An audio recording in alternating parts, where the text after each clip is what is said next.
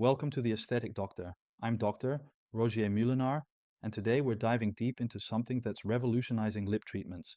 With me is Dr. Emma Roberts, a fellow aesthetic physician who's equally passionate about natural results.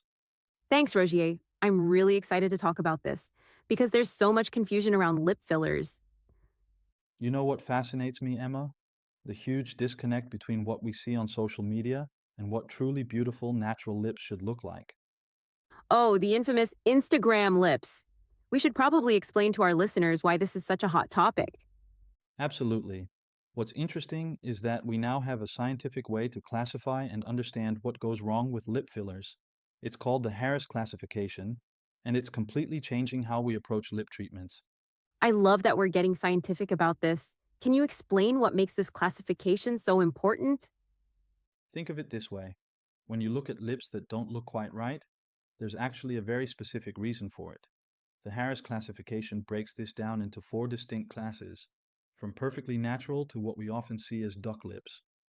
And this isn't just about aesthetics, right? There's a real anatomical science behind this? Exactly. Let me share something fascinating about lip anatomy. Our lips have this amazing muscle called the orbicularis oris muscle.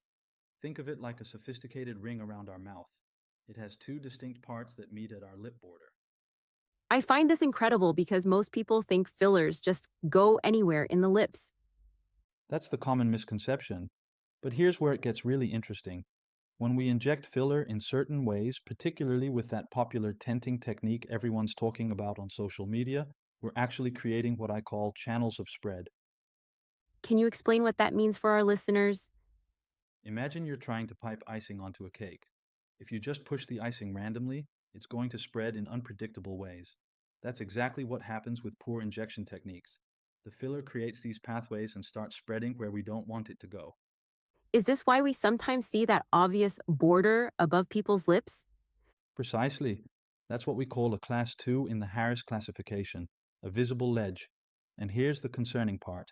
It can progress over time to class 3 and 4, where you get that obvious fake look that ages the whole face. I think many of your listeners might be wondering, how can they avoid this? This is where I get really excited about sharing a better approach. I've adopted what's called the non-surgical lip lift technique. Instead of forcing filler into the border, we work with the natural anatomy of the lips. And this gives more natural results? Absolutely. Think of it like this.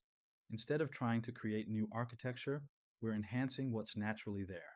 We use tiny amounts of filler, no more than 0.05 ml per point, placed strategically to respect the natural lip structure.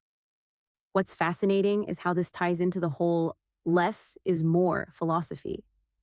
Exactly. And you know what's really interesting?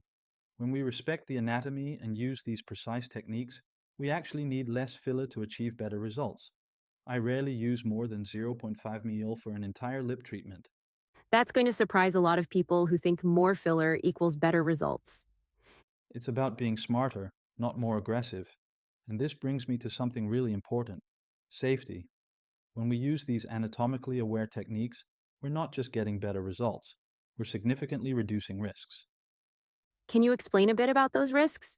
Of course, traditional techniques, especially that tenting method, actually carry a higher risk of vascular complications.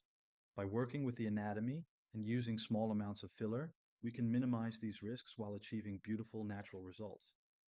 Before we wrap up, what's your key message for someone considering lip enhancement? Look for a practitioner who understands these principles. At my clinic, Praktijk for Injectables, we believe that natural beauty isn't about creating new features.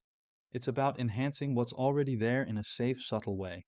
Your lips should still look like your lips, just refreshed and harmonious with your face. That really aligns with your holistic approach to aesthetics.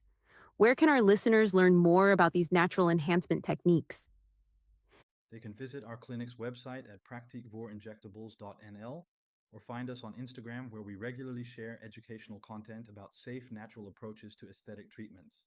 We're located in Nijmegen, Sittard, and Enschede, and we're always happy to have an open, honest conversation about what's possible with modern aesthetic treatments. That's all we have time for today on The Aesthetic Doctor. Thank you, Dr. Emma, for this fascinating discussion. Thank you, Rogier. This has been incredibly insightful. To our listeners, remember, true beauty lies in natural, safe enhancement that respects your unique features. If you're interested in learning more about evidence-based aesthetic treatments, feel free to reach out to us at Praktijk for Injectables. Join us next time for a new episode.